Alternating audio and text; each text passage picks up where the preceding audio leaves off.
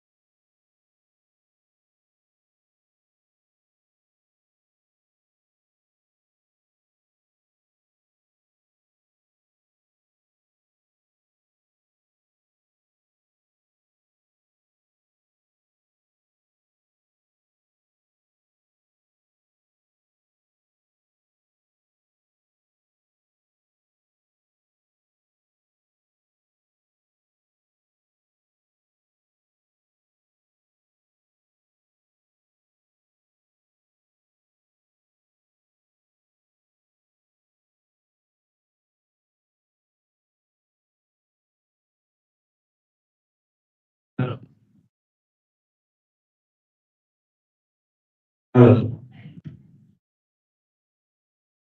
hello.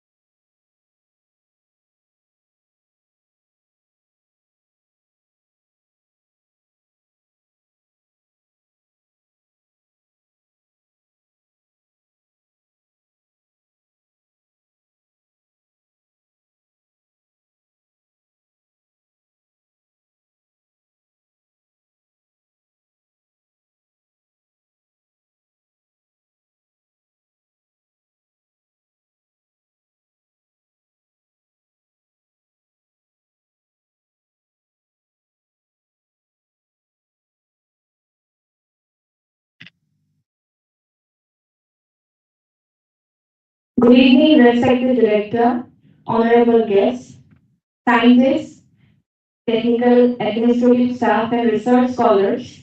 I am Dr. Monty Gogoi, and it is my honor to be your anchor for today's curtain raiser event of the India International Science Festival 2024. On behalf of Director and staff of CSIR Northeast Institute of Science and Technology, I welcome each one of you to this auspicious occasion. We have gathered here to celebrate the spirit of science and innovation. The India International Science Festival has become a beacon of scientific excellence in India, promoting to the importance of science and technology in our society. We are honored to have with us distinguished guests who have made commendable contributions in their respective fields. Once again, a hearty welcome to our distinguished guests. As we proceed, I now request Dr. Virendra N. Tiwari, Director CSIR-NEIST, Honorable Chief Guest Sri A. Jayakumar, Ex-Secretary General Vigyan Bharti, and today's guest of honor, Dr. P.K. Mishra, Vice Chancellor, the Assam Kaziranga University, to come forward to the dais.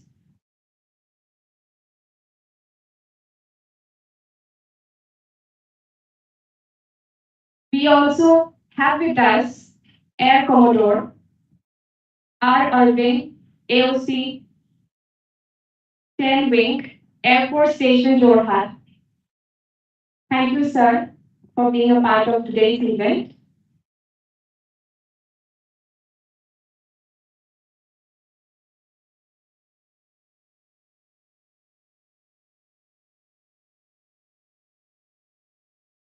Thank you, sirs. I would now request the dignitaries on the dais to kindly come forward for lighting of the ceremonial lamp, a symbol of wisdom, knowledge, and the spirit of progress. Please, sir.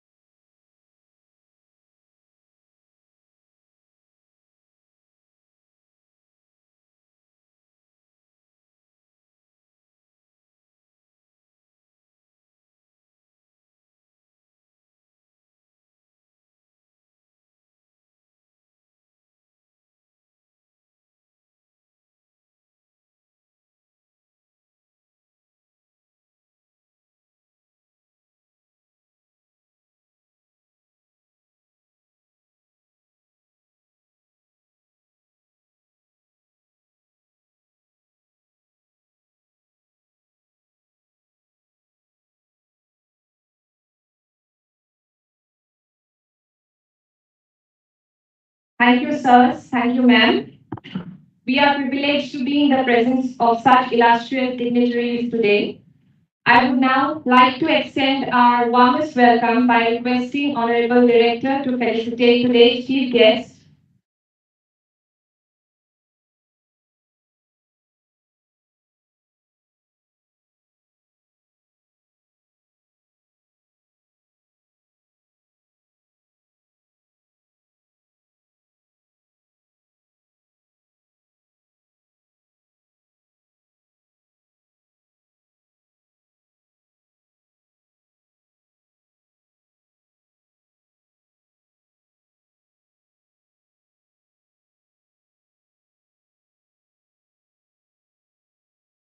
I now request I now request Director CSIR-NEIST to felicitate today's guest of honor.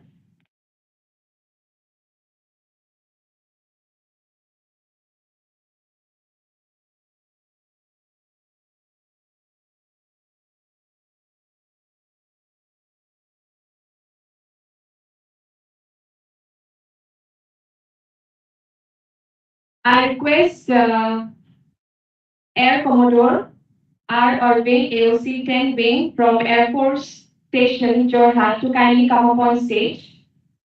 And I request Director CSIR-NEIST to felicitate sir.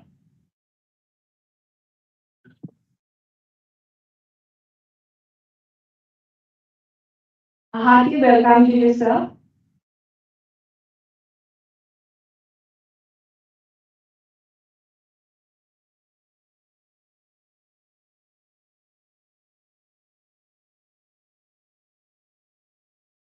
Thank you, sir.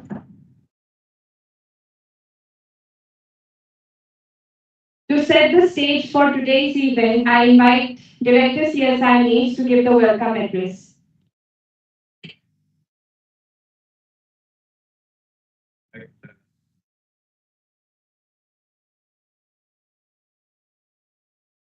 Today,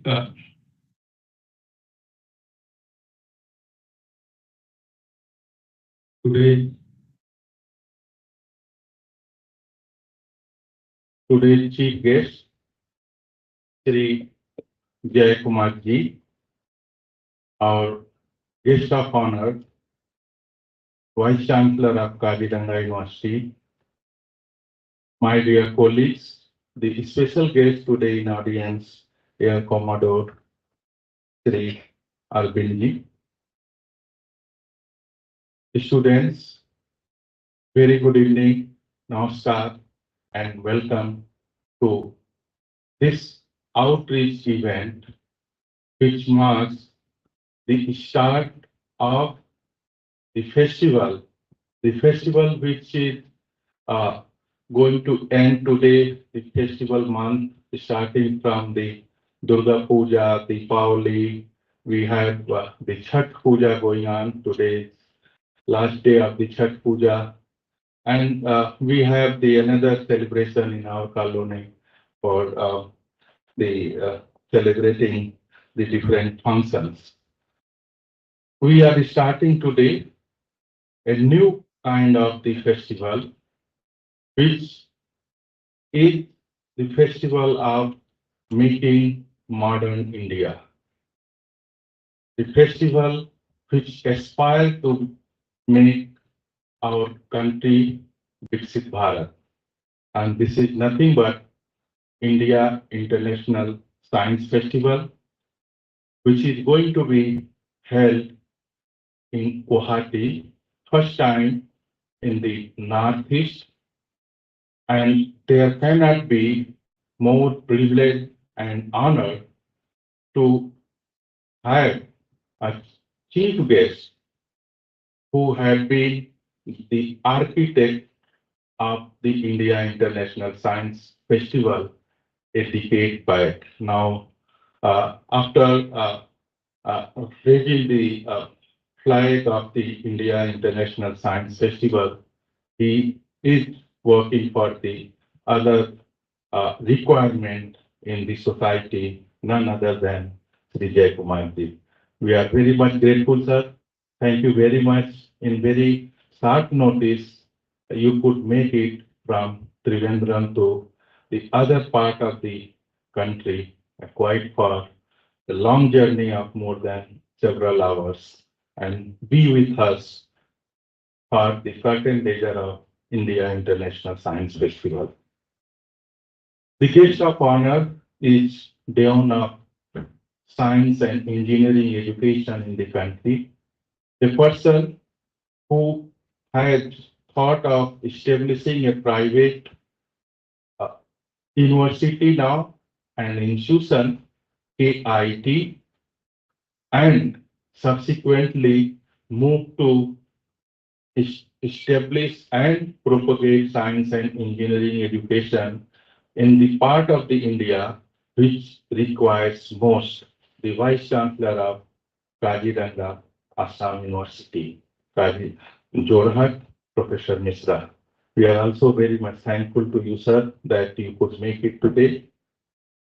I would like to brief all of you about India International Science Festival, which is very different from the other events generally organized either as a workshop, seminar, or meetings, or sometimes training courses. This event has been thought of how can we celebrate the achievement of scientific progress in the country while enjoying and learning the science and with people right from children to the people who make difference in the country in science, in the other areas of the society, including the decision making at the highest level. So this year science festival, can you put down?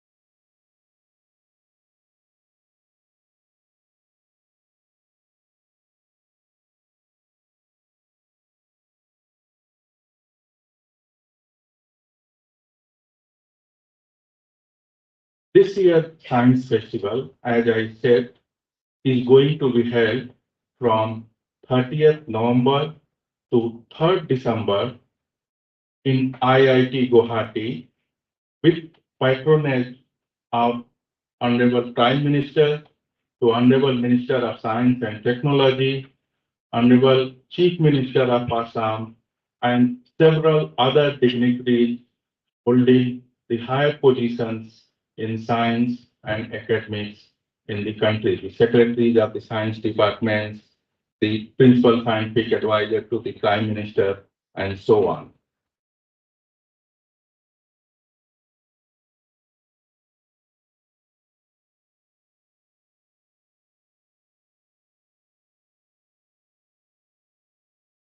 So it is planned to have the curtain raiser, one of among them, which is at CSIR-NEIST between 10th October to 10th November. And this was started on 4th of the October, none other than the Honorable Prime Minister, under the Honorable Minister of Science and Technology at National Media Center, New Delhi.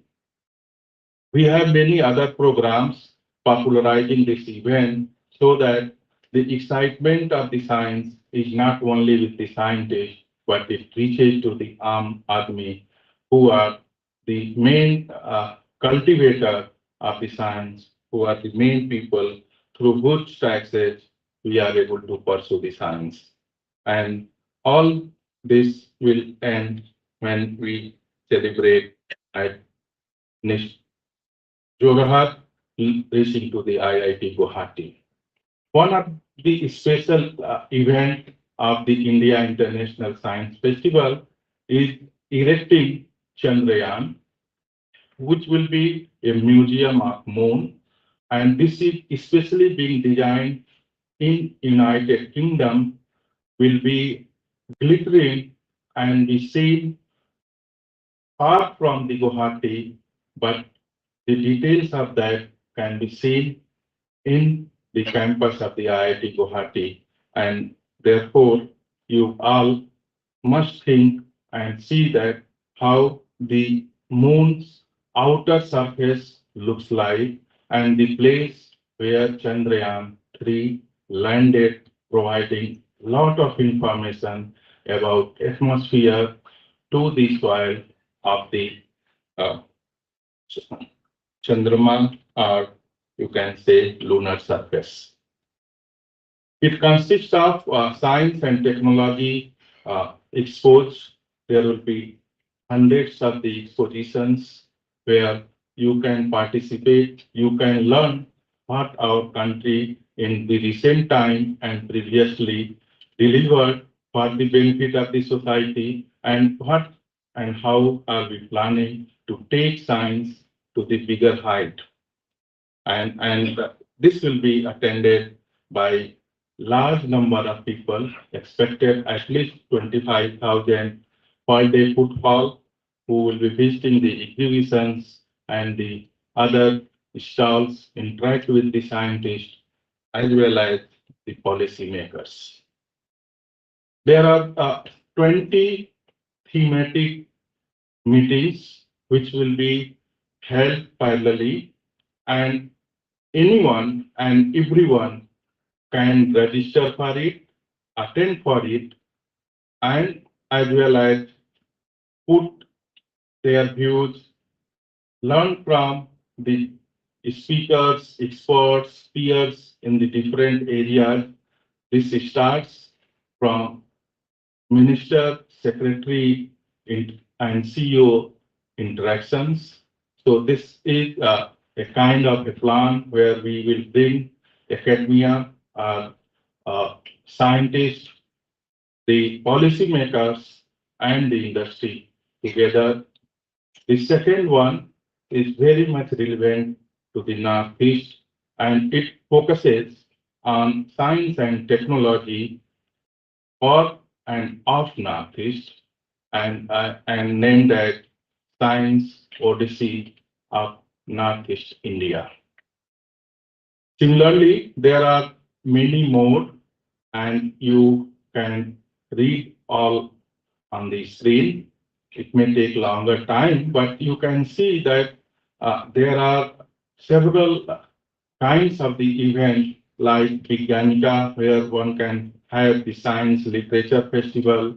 You have student scientist interaction where any student can interact with the scientist, register, and wish to meet the scientist can do it.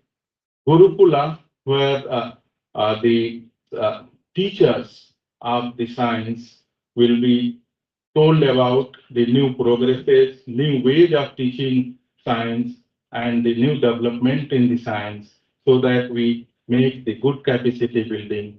We have the program where more than 2,500 students will reside inside the campus of IIT for new building of the new Takshashila and several others. So you can see right from the planetary body of moon and going to the last one, you can say Sagarika, where we find all the relevant information about our Mother Earth, ocean, and atmosphere around it. So these are the few glimpses, few things, but detail of the same can be found out on the website. And specific to the Odyssey of the seven sisters and one brother, the 8 states of the Northeast India, we have designed the thematic area are theme-based discussion meetings, panel discussions in the area from agriculture to the hazard and healthcare and so on, which may be again very much interest to the people of Northeast and the people who would like to see that how Northeast resources can be utilized for the benefit of the mankind and how the other people can help the Northeast people. At the same time, while we are taking the joy of the science, we are meeting people of our similar nature.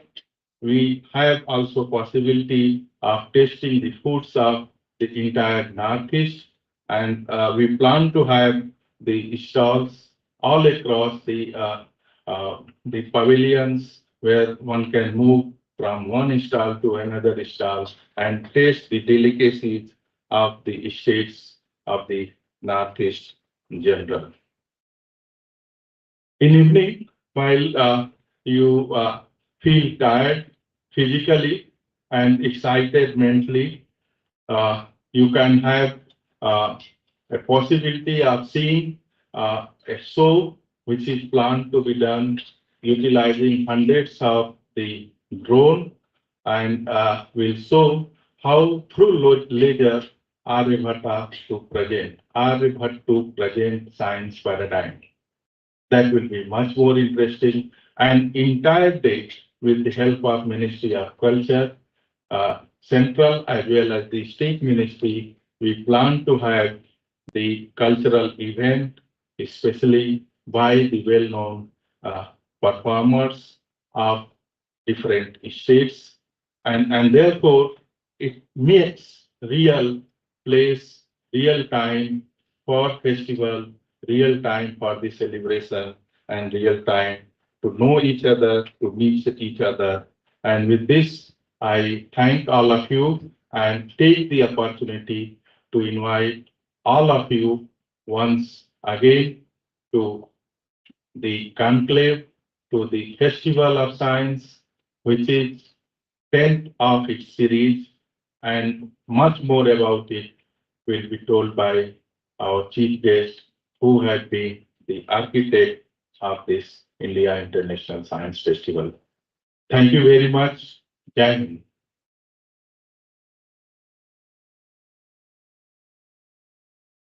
Thank you, sir, for your inspiring words. Your address truly sets the tone for what this festival aims to achieve. Now it is my pleasure to introduce our guest of honor, Dr. P.K. Mishra, Vice Chancellor, the Assam Kaziranga University. Dr. Mishra will share his insights on science and engineering education. His vision and dedication to educational excellence have made significant contributions. Let's welcome him with a big round of applause.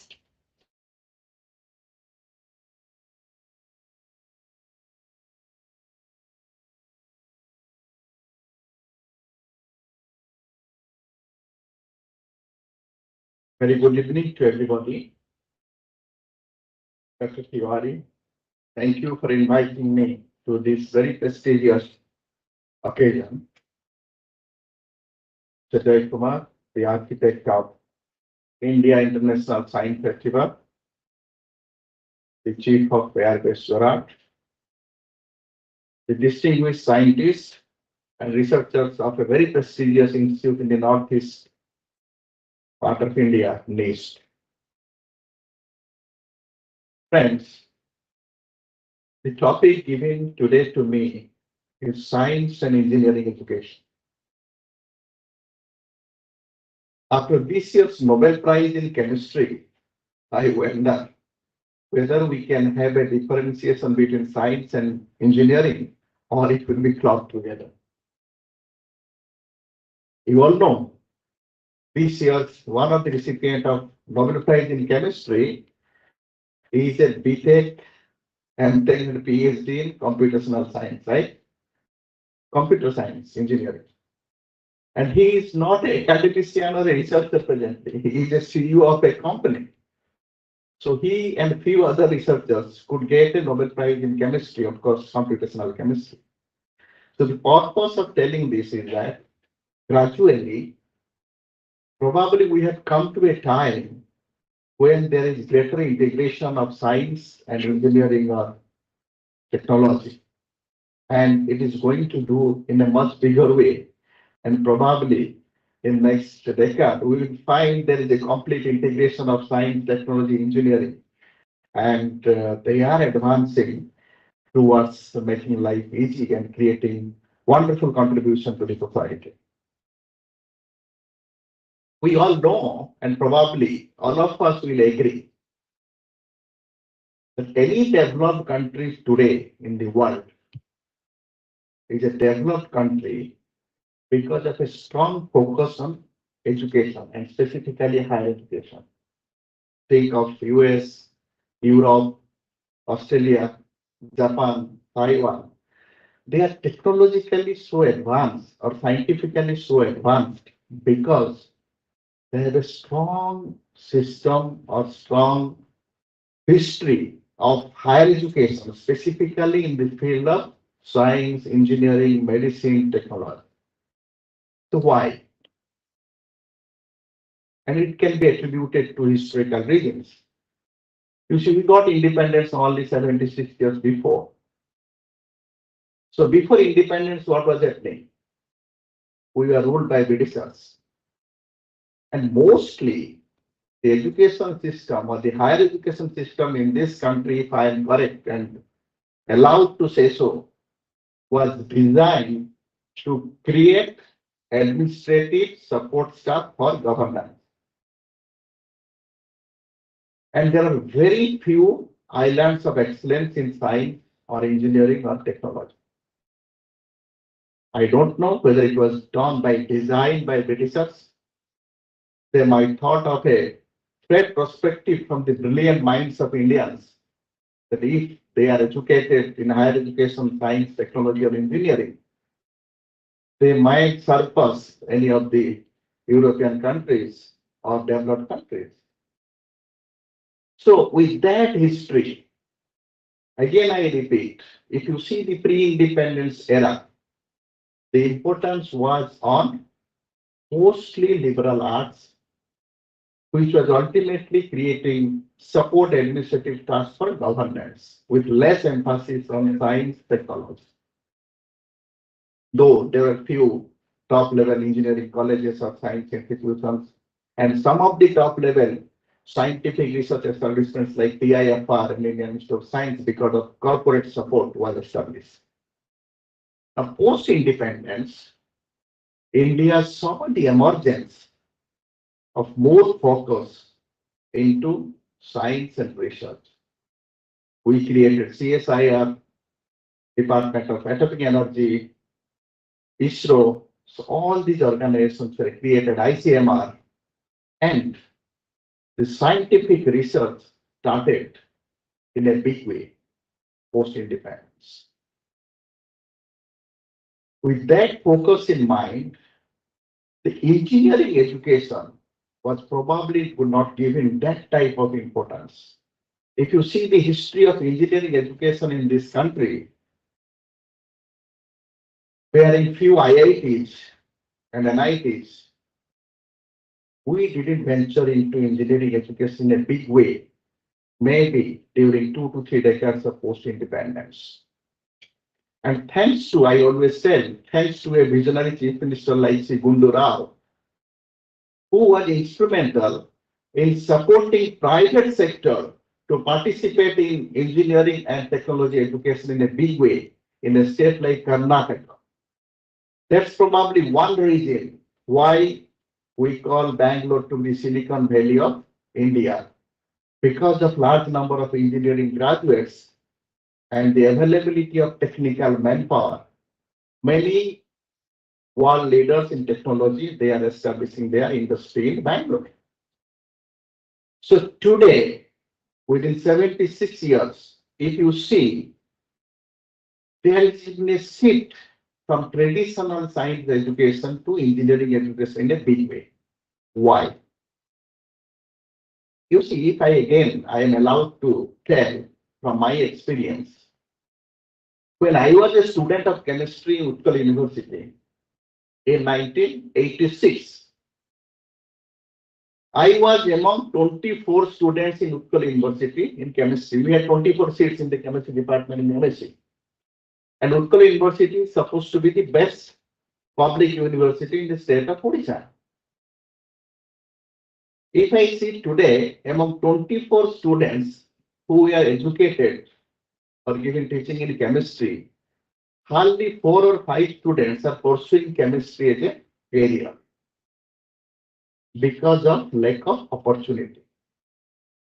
Now, however, and in relation to that, if somebody was educated in engineering education, he need not go for high-end research. He was getting some type of employment related to his field of education, and mostly in computer science and engineering. So when science education was having more focus towards high-end academics and research, engineering education was having both. Some students, they might be interested for high-end education and research, but there is a large number of students and they are skilled enough to get jobs in the corporate sector. So giving an example of my state, from where I come, state of Odisha, as of today, around 30,000 engineering graduates are passing out every year from both government and private institutes. And if you see the scenario in India as a whole, every year, around 10 to 15 lakh of engineering students are entering into the system and passing out of the system. And from the 10 to 15 lakhs of engineering students who are entering every year, probably 70% are from private institutes. So whatever criticism, good or bad, we may have about the private organizations, the private institutes and universities in this country, they have contributed largely towards creating a good technical manpower to cater to the nation's need, and many of them are globally available. So when science education, in my opinion, in a country like ours, science education should be limited to top and high-end institutes with a more focus on academic and research. And there will be more and more number of engineering or technology institutes which will cater to basic skill. If a student of science, pure science, is not completing his PhD and a good PhD, it's difficult for him to flourish. In comparison to that, in engineering education, if somebody is having a moderate degree in mostly computer science as of today, he or she is sure to get some sorts of employment and career opportunity in computer science and engineering. So brilliant students should opt for science. It's not that brilliant students should not opt for engineering education. So in addition to brilliant students going for engineering education, mediocre students, if they go for engineering education, they have a great scope of career as well. And during last 10 years or maybe 15 years, thanks to the government of India, their focus to research-based education, large number of IJRs have been created in this country. And there is no doubt in the mind of myself, of everybody, that IJRs are coming out to the centers of excellence in science education, and they are doing world-class research comparable to any institute in the developed countries. So with this focus, at one hand on science education, where we are gradually creating centers of excellence like IJR, and mass focus on engineering education, where we are creating large number of technical manpower to cater to the corporate world. I think India is definitely going to emerge as one of the best economy in the world in maybe few years to come. And again, we can relate it to all these developed countries which have a very strong higher education system. And thanks again to the present initiative of Government of India, large number of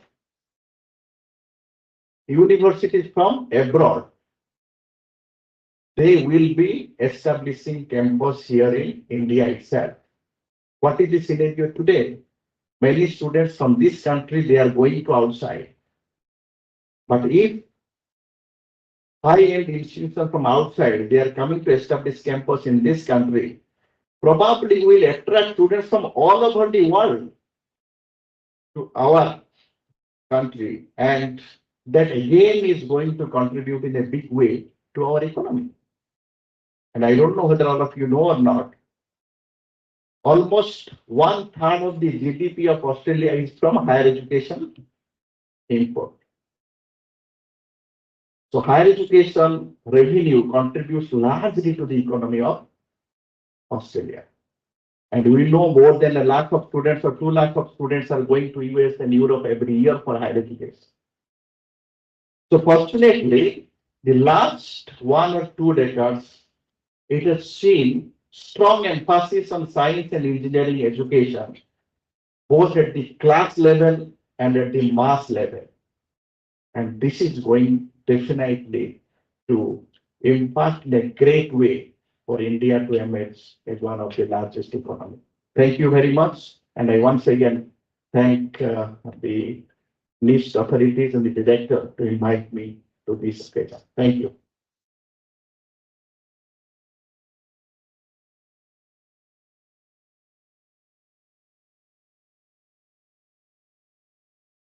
Thank you, sir, for your insightful words. Your words resonate deeply with the mission of IISF to build a scientifically empowered nation through quality education. Thank you, sir, for being a part of us with us today. Now, I would request Dr. Sanjay Deori, Senior Principal Scientist, to kindly come forward and felicitate Director CSI-NEIST.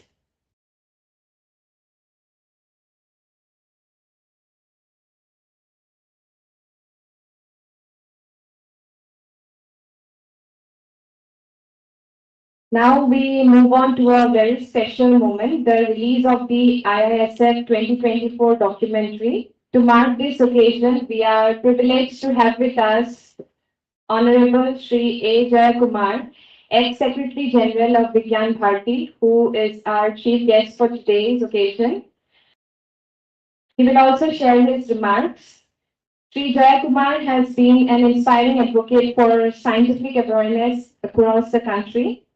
Please join me in welcoming him with a rousing applause.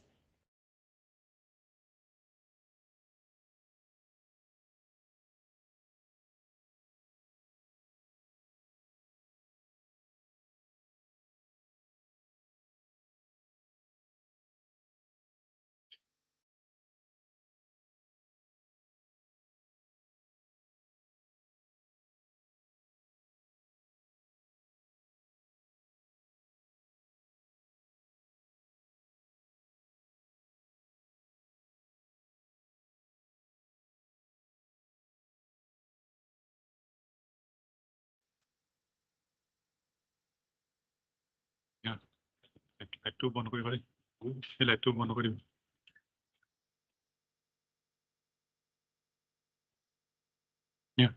লাইটটো বন্ধ কৰি দিছোঁ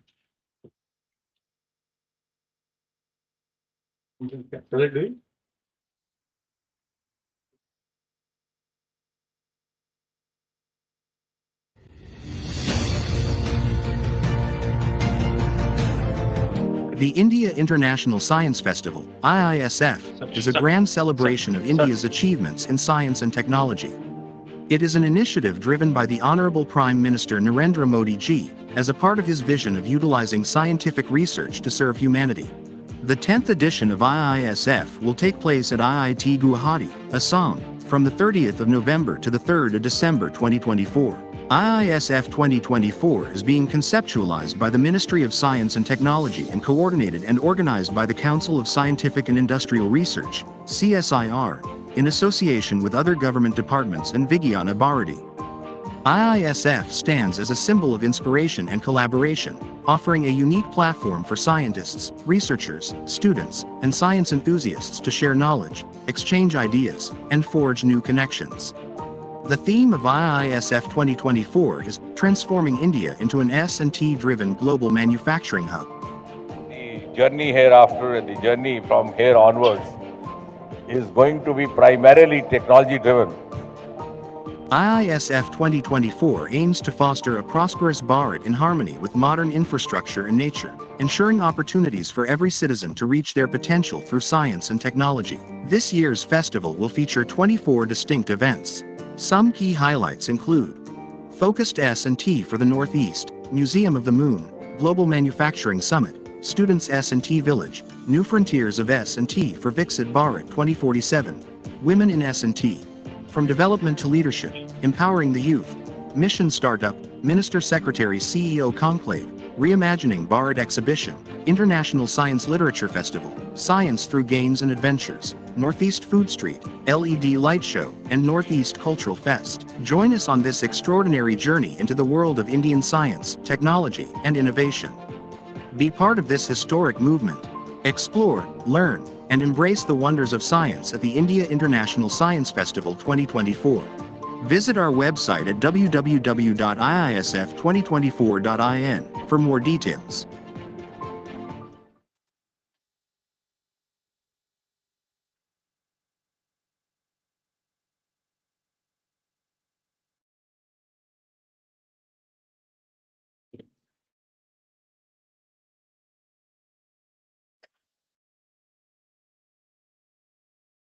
Respected Director of the Institute, Tiwari ji, Dr.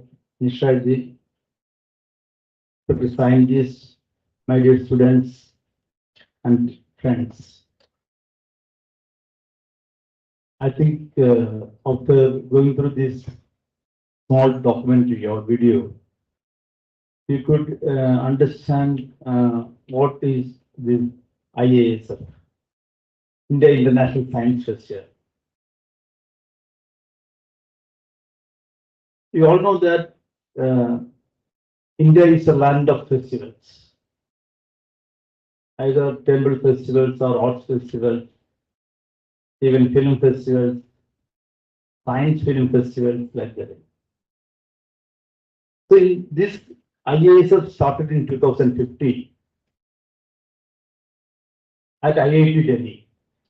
Now here also in Jorhat, IIT is going to happen in the next month. So what is why we make science as a festival? Usually science means very serious discussion in seminar halls, air conditioned halls, with what modern affair, deep, deep science, and like that only happening in the country. But in the world, there are many science festivals. While we are starting this science festival in 2015, only 18 science festivals in the world. Now it is more than 100 science festivals is happening across the world in the United States, Australia, Melbourne Science Festival is big one, New York Science Festival. So what is the idea behind this conducting the science festival?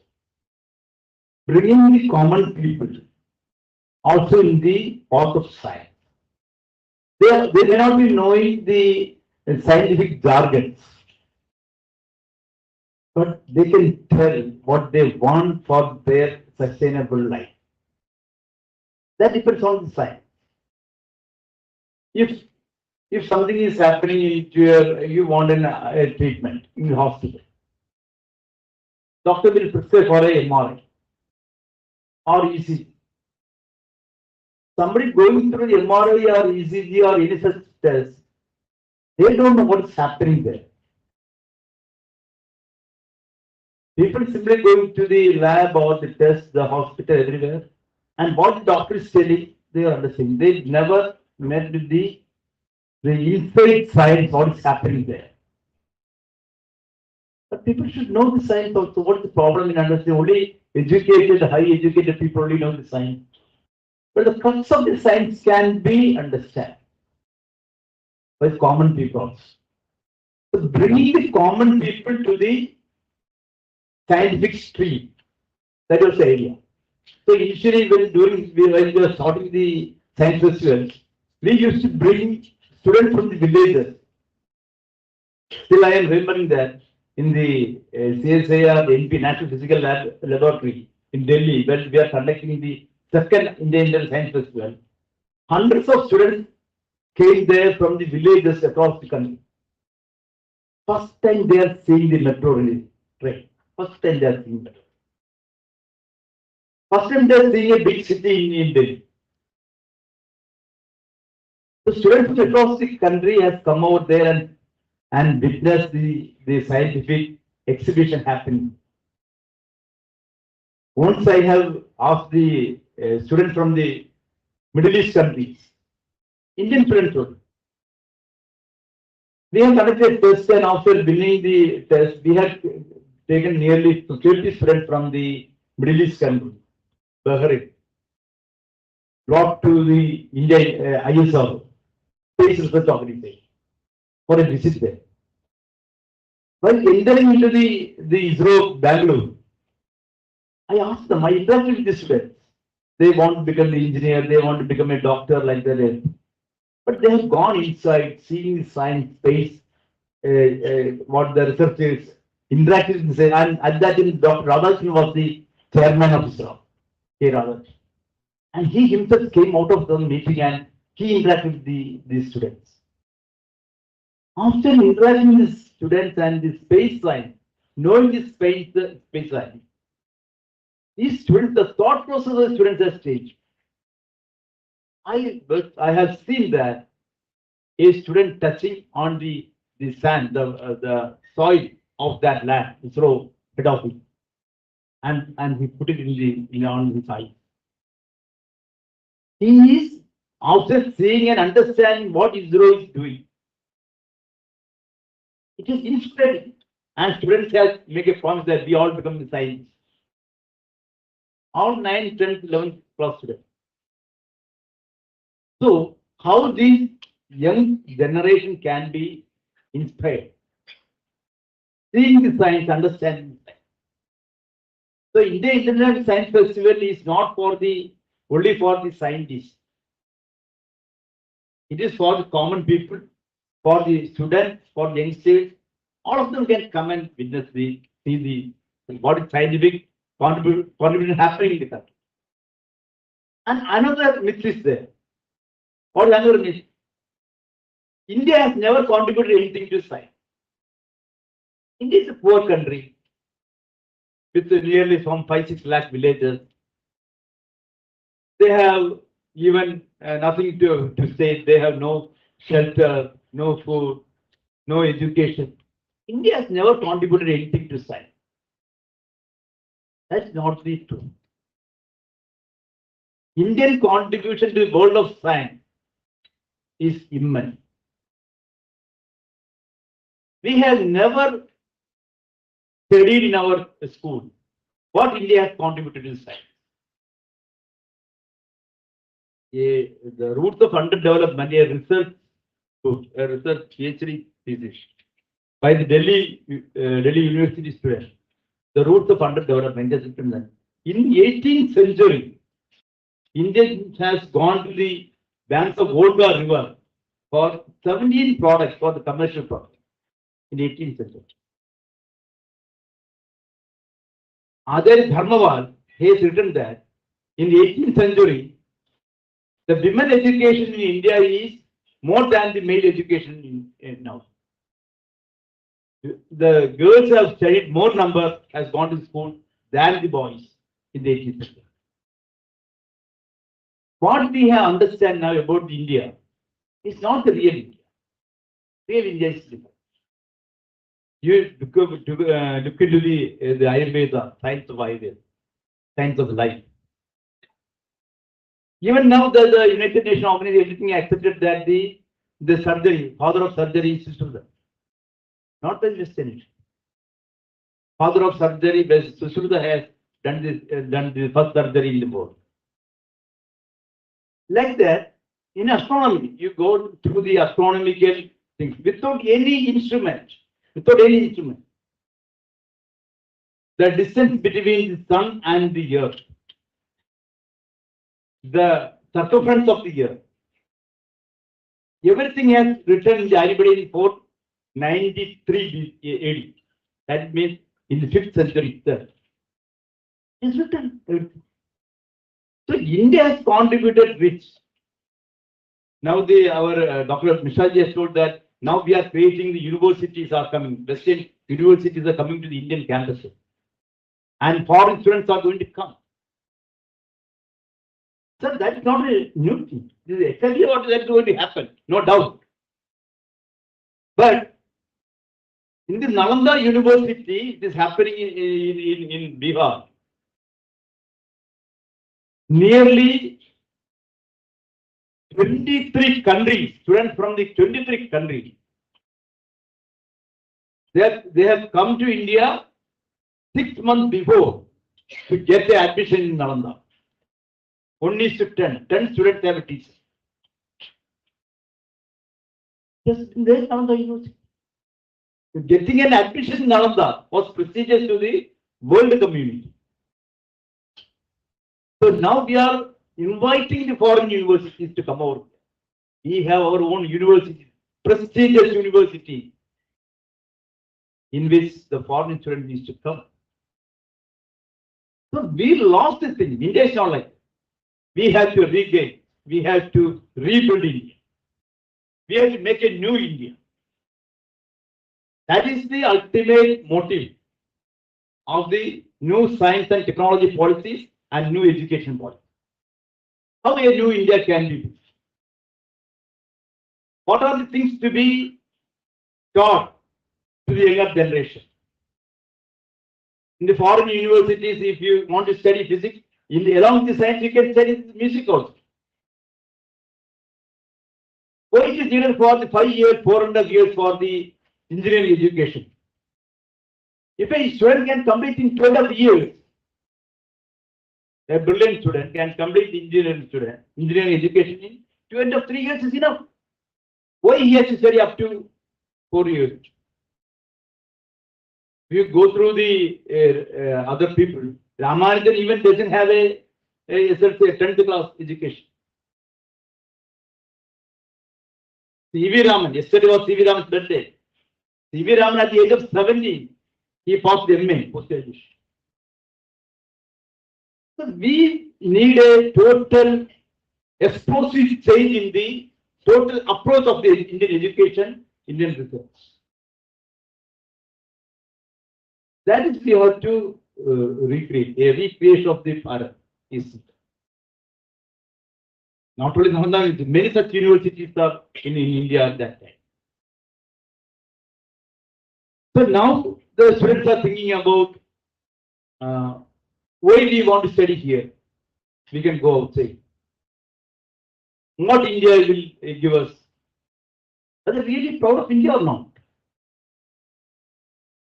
We doesn't know about Bharat. We doesn't know about our parents. Really, we are proud of our parents or not? Our parents may be not educated, maybe not rich, maybe doesn't be a modernized personality. Whether we are really proud of our parents? I still say India is not a rich country. Still, drinking water is a problem for India. Still, we doesn't have toilets for everybody. Still, we doesn't have the huts or the homes for everybody. When Mahatma Gandhi, after his education, came back to India for participating in the India independence struggle, he considered his guru, Rajgopal. He went and asked him, so I want to participate in the Indian independence struggle. What to do? Then he has told that whether you know about India, you please go through India and understand India. Then you participate in the independence struggle. So Gandhiji roamed about the entire Bharat for 1 year. He tried court, tie, everything else because he studied the African education.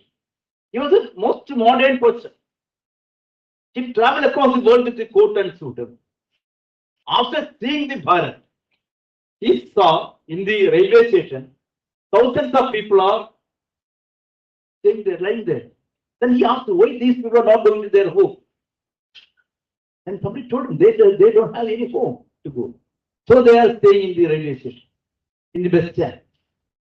He saw these people with hunger. After seeing India, he removed the coat suit and he became Arthanath. He became only a cloth and he removed shirt and because if I want to become a part of this struggle, I also become a part of their common people's life. So he has done. So even now, after 75 years of Indian independence, now also we are not have reached anything like that. We still are poor. But our aspirations are good. Our resources are rich. Our intelligence is superb. Our Prime Minister is now becoming one of the biggest fascinating fellow of the entire world. So now we have got a confidence. Earlier we don't have the confidence. And most important thing is, if India could win in science, India could win in every aspect. So science is the most important part of the country's development. So science means doesn't a lab, doesn't need what in a particular institution or not. Science should be popularized across the country. 1.4 billion people to understand science, according to me. Because in the entire health sector, 80% of the health sector equipments are imported. Nothing is manufactured in India, even now. Why we are using Gmail? All of them are using Gmail. Why can't we have an Indian man? Just develop. Soho Corporation, you can go to it. Soho has developed the main Indian. He has come to Tengasi village and developed the entire IT system there, and yes, now the Indian government is using that way. So we want a self-reliant part. Self-reliant. For the self-reliant, we all have to contribute. How we can contribute? You can contribute in every aspect of your life. Because India is going to win at the end. I'll stop it with when this C.V. Raman, it is not authenticated. By C.V. Raman in 1930 in the Stockholm, by receiving the Nobel Prize, the tears rolled out in her eyes. Because he received the Nobel Prize under a British flag. After that, he has said that when we can have a Nobel Prize can receive from the Indian flag. Because every flag is there. India doesn't have a flag. Indian flag is the British flag. So from that time onwards, that nationalistic approach, attitude is there in, I will say. Scientific community should have the nationalist approach. Then only we can develop. And we all individually, each and everyone should contribute. A story is there. A match has happened, an international match, and a country won the football match. You know that when the World Cup receives, they will hug the cup and they will run across the stadium and they will, that joyful moment.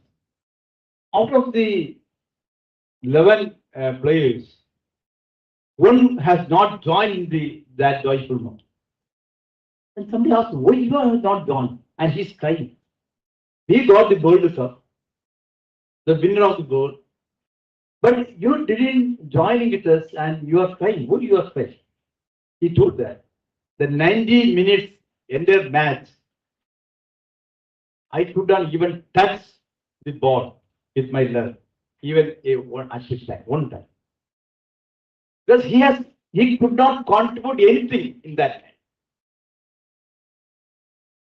So when the World Cup receives by the team, entire team was joyful, but those who could not contribute, not because of not his mistake, but he could not contribute anything on that 90 minutes match. So he is silent.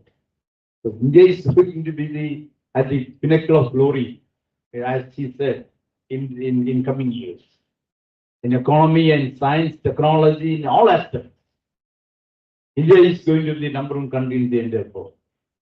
And our culture, our samskar, our way of approach, everything will be different, unique, like that.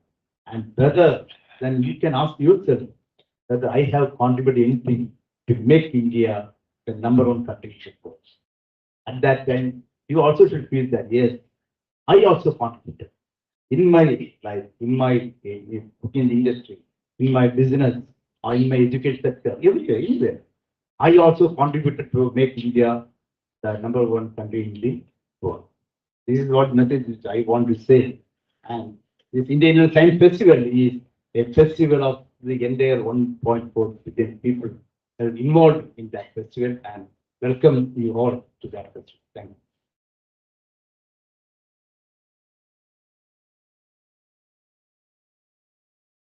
Thank you, sir, for your thoughtful, inspiring words and for the documentary that gives us a powerful glimpse into the purpose and impact of IISF. It has truly inspired all of us here. As we draw to a close, I invite Dr. Sanjay Deori, Senior Principal Scientist, to deliver the vote of thanks for today's program. Over to you, sir.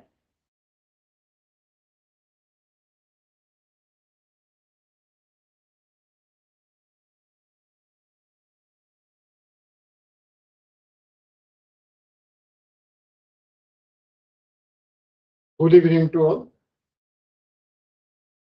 Respected chief guest of today's meeting, respected guests of honor, and our director sir, and all the audience.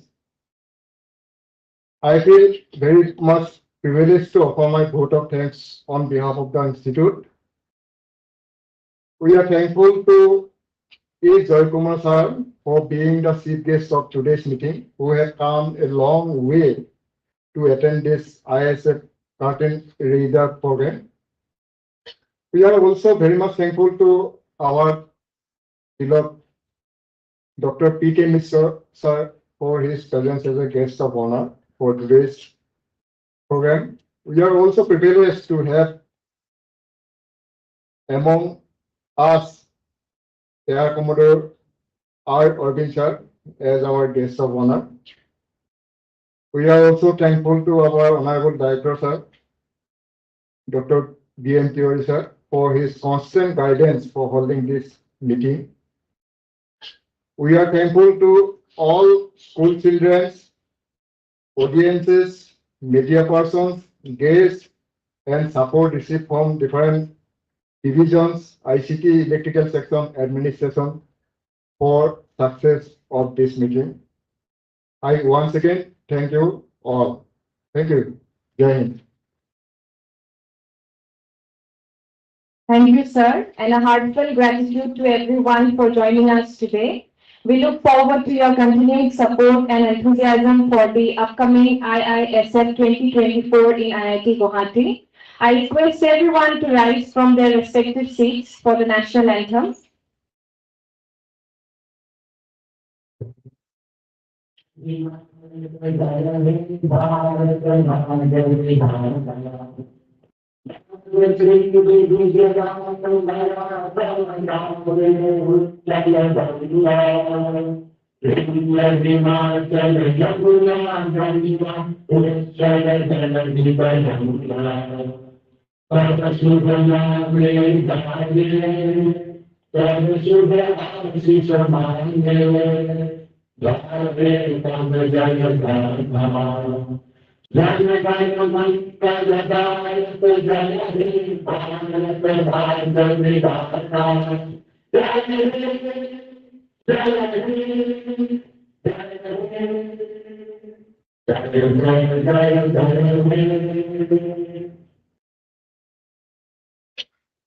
With that, we conclude today's curtain raiser for IISF 2024. That's all for today's program. Thank you all and have a wonderful evening ahead. Thank you, everyone.